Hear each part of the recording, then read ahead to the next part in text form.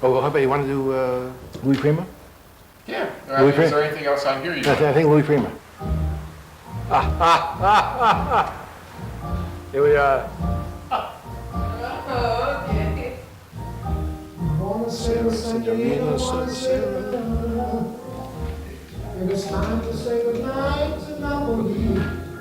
He is a nice Jewish guy from Long Island, New York, right? I was never a nice Jewish guy.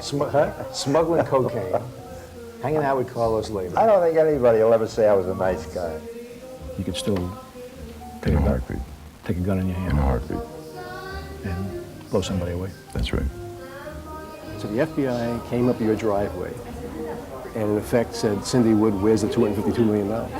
Well, they came in, sit down first, and started talking about it, but yes, the question did come up. I remember growing up in Brooklyn, I had two uncles, and they couldn't be more different. On my father's side, Benny Silverman, and he changed his name to Bob Silvers, and he was a nightclub comedian, and a comedian, 24 hours a day. I remember walking on the beach with him in Brighton Beach, Brooklyn, and he would pick out a total stranger, but a guy with the hairiest chest on the beach, and he'd go over to him and say, "Such a hot day, why are you wearing a sweater?"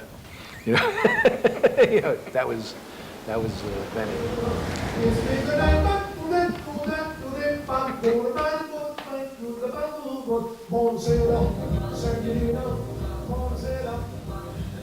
And then on my mother's side, a guy completely different, my Uncle Max.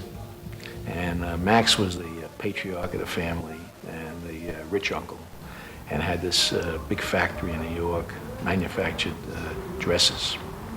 Well, Max made dresses until one day a guy from my old neighborhood in Brooklyn, by the name of Lepke Buchalter, who ran something called Murder Incorporated, he walked into Max's factory, as his habit was to walk into a lot of factories, and Lepke declared himself a full partner in the dress factory. And Max must have thought about it, for a few hours, but by the time it was locking up time, and Max locked that door 6 or 7 o'clock that night, he walked away from that factory, never went back. And that was, and I think I first heard that story when I was 8 or 9 years old, but that was my introduction to the mafia in New York, something like Murder Incorporated, the power of organized crime.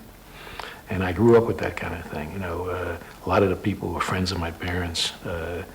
They had little businesses, a cleaning store, a dairy in Brooklyn. And to run that little store, they had to pay what they call protection, shakedown money, extortion to the boys. And as life would have it, when I later became a reporter and working in the television news business, I met many people like Lepke, like the guy who put my uncle out of business, and who were shaking down most of the people I know in Brooklyn. And these were, either thugs or knuckle draggers, cold-blooded killers, or people you think were your high school teachers, drug smugglers who were guys in suits and ties, nice-looking people, nice-spoken people. You never expect, what they did with their days and nights. So, County jail. Higo.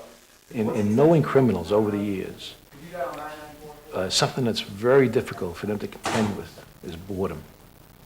They got to wake up in the morning and feel they're in action. Something, like a gambler's got to, if he's got 3-4 bets down and the horses are running that afternoon, he's good, he feels good, he's in action. And Bert was the kind of guy who had to have a plane flying. He had to have 300 kilos of cocaine coming in, or he was bored and could not handle the boredom.